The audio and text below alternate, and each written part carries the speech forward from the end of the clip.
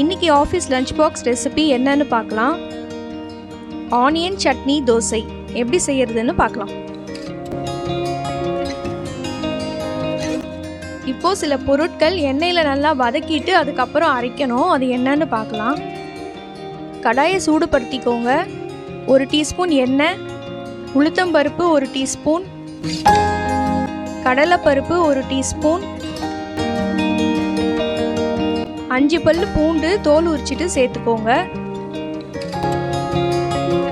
ஒரு சின்ன சைஸ் இஞ்சி 1/2 இன்ச்சு இருக்கும் குட்டியா, அது சேர்த்துக்கோங்க. சேர்த்து நல்லா வறுத்துக்கோங்க.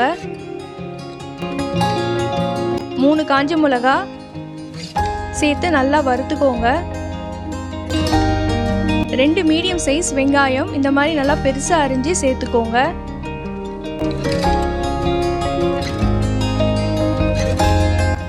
அதுக்கப்புறம் புளி நான் ரொம்ப குட்டியாக ஆட் பண்ணியிருக்கேன். உங்களுக்கு எப்படி வேணுமோ ஆட் பண்ணிக்கோங்க. அப்படி அதிகமாக ஆட் பண்ணிங்கன்னா புளிப்பு தன்மை வந்துடும். அதனால் நான் ஃப்ளேவருக்காக சின்னதாக ஆட் பண்ணியிருக்கேன். சேர்த்து இதை நல்லா வதக்கிக்கோங்க. வெங்காயம் நல்லா வதங்கணும். வதங்கி அது கலர் மாறணும். அது வரைக்கும் நல்லா வதக்கிக்கோங்க. இப்போது நல்லா ஆறினோன்னே மிக்சர் ஜாரில் சேர்த்து 1 டீஸ்பூன் கல்லுப்பு சேர்த்துக்கோங்க. சேர்த்து நல்லா இந்த மாதிரி அரைச்சி எடுத்துக்கோங்க. இப்போ தோசையில் அப்ளை பண்ணுறது எப்படின்னு பார்க்கலாம்.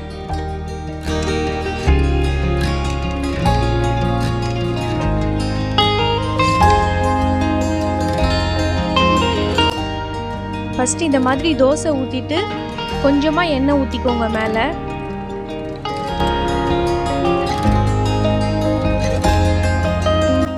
ஃபஸ்ட்டு ஒரு 1 நிமிஷத்துக்கு அப்படியே விட்டுடுங்க.